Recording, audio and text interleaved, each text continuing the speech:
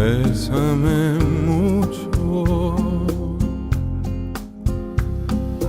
como si fuera esta noche la última